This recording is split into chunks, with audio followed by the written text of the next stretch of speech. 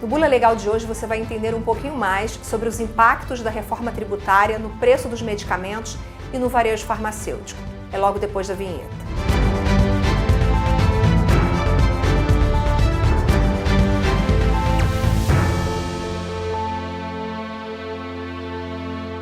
Olá, seja muito bem-vindo e muito bem-vinda ao canal da Ascoferja no YouTube. Está no ar mais um Bula Legal, um programa que mensalmente te atualiza sobre os projetos de lei em tramitação no Congresso Nacional e na Alerj. Para não perder nenhum conteúdo, se inscreve no canal e ative o sininho das notificações.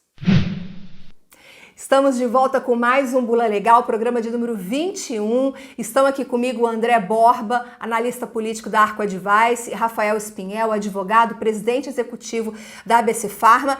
Já começa essa conversa com o André, falando sobre a semana agitada que tivemos por conta da aprovação da PEC 45, né? A PEC da reforma tributária na Câmara dos Deputados, né, André? Foi tudo muito tumultuado aí em Brasília. Como é que foram as coisas?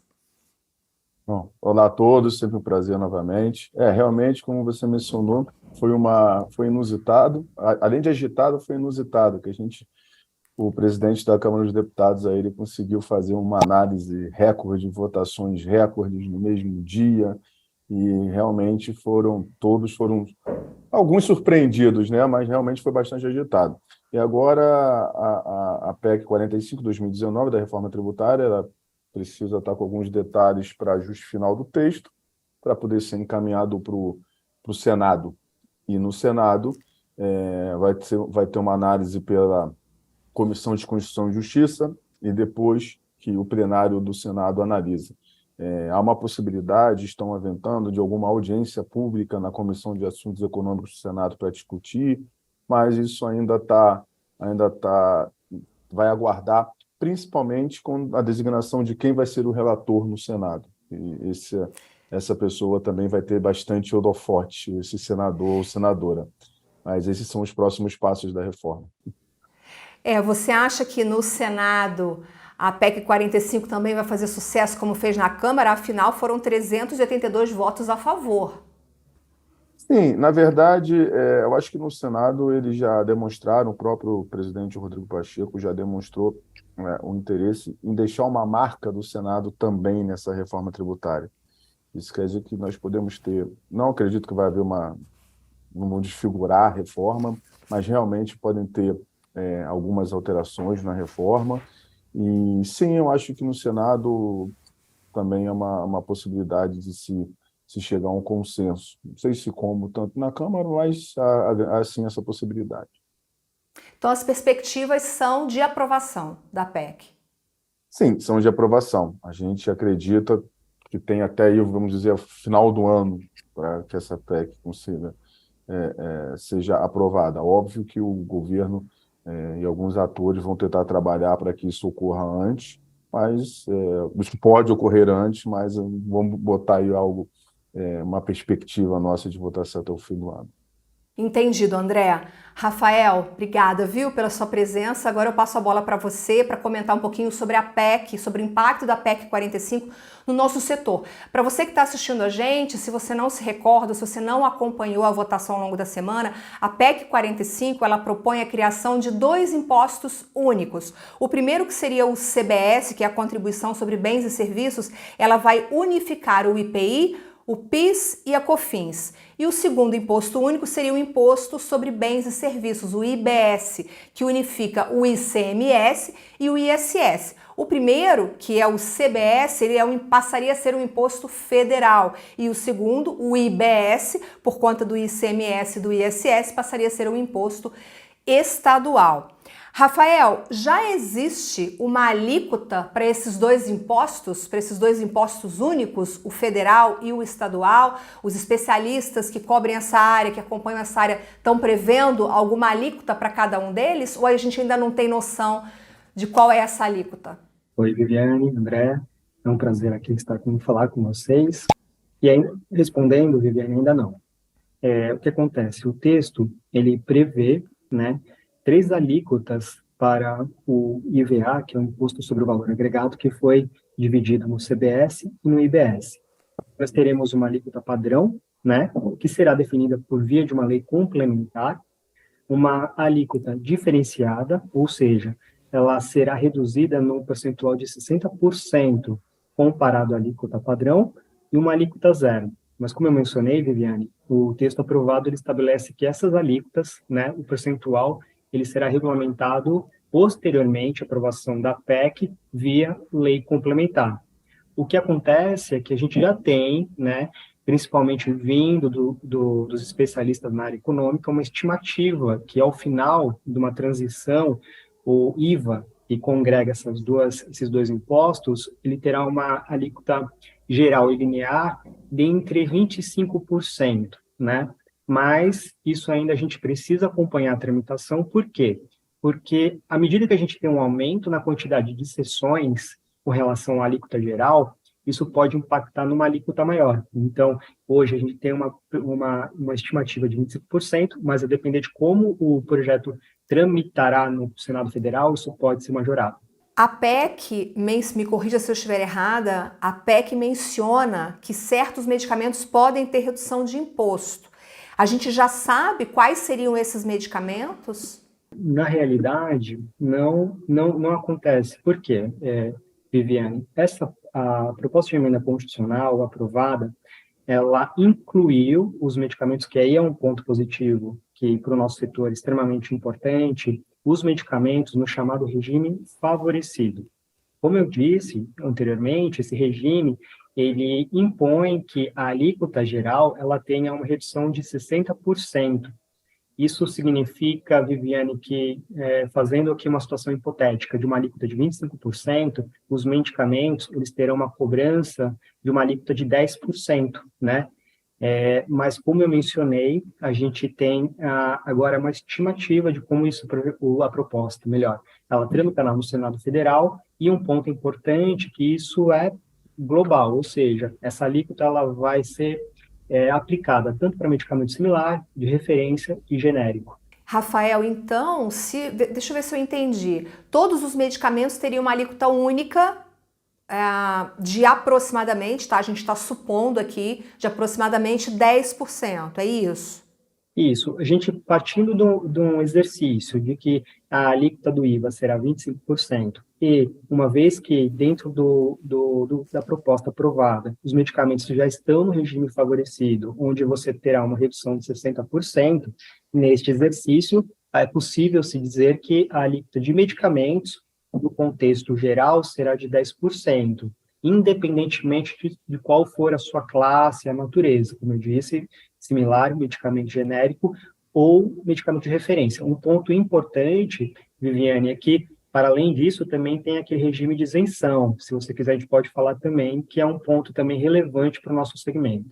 Então, eu quero entender se com essa reforma a classificação da lista positiva e negativa, se ela acaba, porque hoje a gente tem, por exemplo, medicamentos da lista positiva que são isentos de PIS e COFINS. Com a reforma, essa classificação de listas, ela vai acabar, é isso? Sim, Viviana, ela acaba. Por quê? A classificação dos medicamentos em lista positiva, negativa e neutra, elas estão vinculadas ao PIS e COFINS. Como você bem mencionou no início, né, da sua fala, o PIS e COFINS eles serão extintos e serão incorporados no CBS, né, que é a Contribuição sobre Bens e Serviços. Então, como o texto que foi aprovado, né, da reforma tributária na Câmara dos Deputados prevê a fusão do PIS e COFINS ao lado de outros tributos, né, isso fará com que essa sistemática que era aplicável com a inclusão de listas não mais acontecerá. E uma decorrência lógica dessa mudança, né, dessa sistemática de como será aplicado o regime tributário a partir da aprovação. Então, nós temos aí a possibilidade de que os medicamentos tenham uma alíquota reduzida em relação aos outros produtos, o que é positivo, né, Rafael? A gente tem também a possibilidade de alíquota zero para alguns medicamentos, o que é mais positivo ainda, certo? Isso, exatamente. Isso está no texto que foi aprovado da proposta, e contempla os medicamentos específicos de alta relevância, né, que são aqueles medicamentos para doenças raras. Isso terão, diferentemente, não terão no regime favorecido, que terão uma redução, eles vão além, eles terão alíquota zero, não serão tributados. E como acontece com relação à definição da alíquota, quais serão o rol desses medicamentos, que serão definidos a posteriori via lei complementar.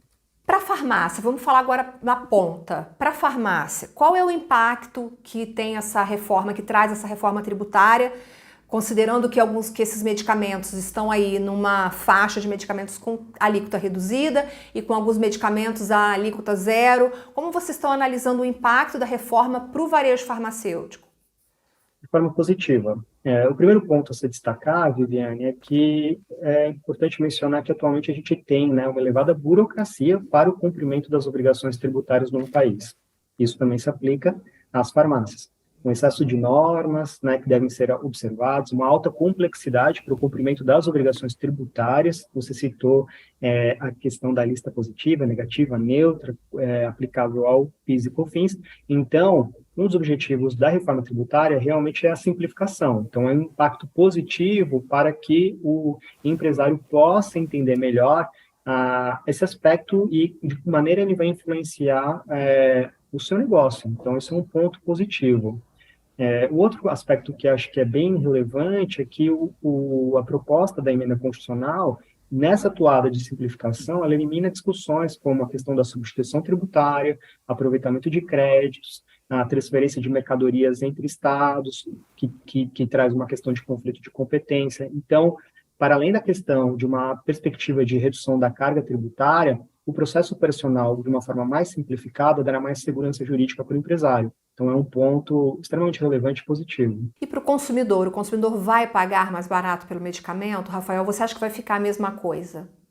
Não, eu acredito que é uma perspectiva de que haja uma redução da carga tributária e isso, ao final, tenha, assim, um efeito positivo para o consumidor. Obviamente que isso a gente tem que acompanhar a tramitação, como eu coloquei, isso também tem um reflexo com relação à definição da alíquota linear, né, que vai ser a base para que a gente tenha a definição da alíquota reduzida aplicável aos medicamentos, mas acredito de fato que isso vai ser um efeito positivo para o consumidor. E tem um ponto relevante, Viviane, que é na PEC 45, que ela traz uma proposta de devolução tributária para as famílias mais pobres, né, em que o posto ele será devolvido através de um mecanismo quase similar de uma transferência de renda.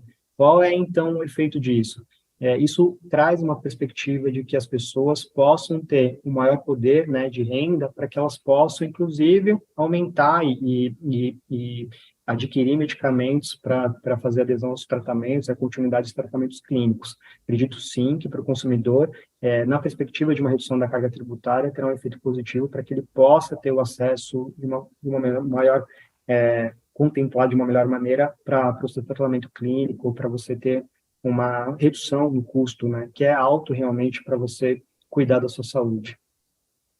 Para a gente mudar de pauta, Rafael, só uma dúvida, essa possibilidade, né, de o medicamento ter uma alíquota reduzida e mesmo em alguns casos, para alguns medicamentos, uma alíquota zero, isso vai valer tanto para o CBS quanto para o IBS, tanto para o Imposto Federal quanto para o estadual? Isso, exatamente. O IVA, como o Imposto sobre o Valor Agregado, a alíquota ela é uniforme. Então, você aplica isso, 25%, ela é distribuída entre essas duas classes, tanto CBS quanto IBS. Tá. Ok. Mudando de assunto agora, eu quero falar contigo, Rafael, sobre exames laboratoriais. Tem um PL tramitando, que é o PL 2936 desse ano, um PL fresquinho, que pretende incluir exames laboratoriais solicitados por farmacêuticos na cobertura obrigatória dos planos de saúde. Então, eu, Viviane, se vou à farmácia, o meu farmacêutico me pede um exame laboratorial, o plano de saúde seria obrigado a cobrir os custos com esse exame. Esse é o PL que está em tramitação. Esse é um projeto que está tramitando na Câmara dos Deputados, né? É um projeto de autoria de um deputado aqui do estado de São Paulo, Ricardo Silva. Ele é muito positivo, Viviane. Por quê? Porque ele, como você bem mencionou, ele possibilita que os exames laboratoriais que são prescritos ou são colocados pelo profissional farmacêutico sejam cobertos pelos planos e seguros privados de assistência à saúde.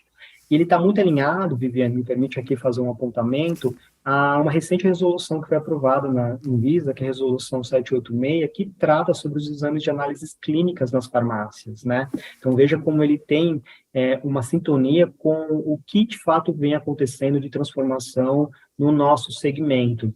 Outro aspecto que é realmente, que também acho que vale destacar, que é relevante, que ele possibilita que o farmacêutico, ele faça um pleno acompanhamento farmacoterapêutico, né, do paciente e permite, assim, que esse profissional contribua de uma forma muito mais efetiva na promoção, na proteção e na recuperação da saúde, né, e, de fato, ele tem um papel relevante nessa questão de complementariedade na atenção primária à saúde do país.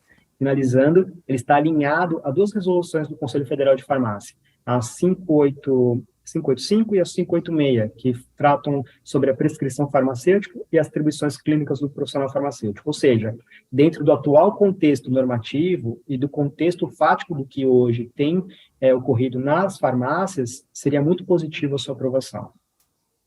Se esse PL se tornar lei, vai ser assim, uma grande valorização do profissional farmacêutico, vai contribuir ainda mais para a valorização do profissional. E a pauta agora é fracionamento de medicamentos.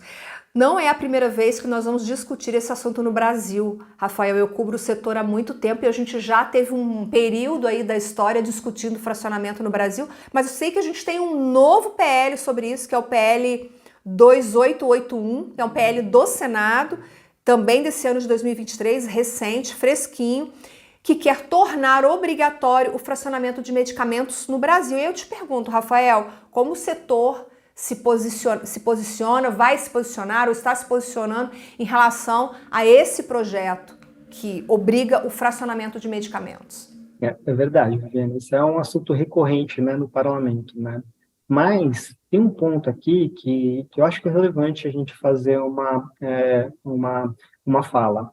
Muitos não têm conhecimento, mas hoje, no país, existe um decreto federal que disciplina a matéria, fracionamento de medicamentos, que é o decreto 5775 do ano de 2005. É um decreto federal, inclusive, que foi publicado no governo Lula, no primeiro governo dele. Ou seja, as farmácias e as drogarias hoje, atualmente, elas podem fracionar medicamentos, desde que, obviamente, haja garantia nas características do produto, né, original, registrado, e o próprio decreto federal atribui uma competência para o Ministério da Saúde para que ele estabeleça, né, por via de uma norma própria, as condições técnicas e operacionais para que ocorra o fracionamento nas farmácias. Existe já uma norma desse órgão competente que é a Anvisa, Agência Nacional de Vigilância Sanitária, que é a Resolução 80 de 2006, que dispõe sobre todos esses critérios, requisitos necessários para o fracionamento. Portanto, na nossa concepção, o primeiro ponto que seria importante preservar a atual legislação em vigor, e não teria a necessidade de uma nova legislação, visto que hoje a gente já está extremamente regulamentado, essa questão, melhor, já está extremamente regulamentada e atribui a quem a gente entende que deva realmente ser o órgão competente, que é, no caso, a Anvisa, a definição das questões técnicas e os critérios para que isso ocorra. Então, é importante essa discussão no parlamento, mas a gente acredita que isso já está devidamente regulamentado via decreto federal e norma da Anvisa. Bom, eu não conheço nenhuma farmácia no Brasil, farmácia tradicional, que faça o fracionamento. Eu acho que essa prática, ela não, enfim, não é uma prática do nosso mercado. A gente não vê farmácia fracionando medicamento, concorda, Rafael? Concordo, e tem vários aspectos que são importantes, né, que a gente tem que, primeiro, que é o alto grau de complexidade e risco sanitário para a prática de fracionamento de medicamentos. Segundo, é a adesão a tratamento. Você tem que ter um cuidado na questão de como o consumidor ele possa, a gente já tem um alto índice de ruptura na adesão a tratamento, então no fracionamento isso pode também potencializar.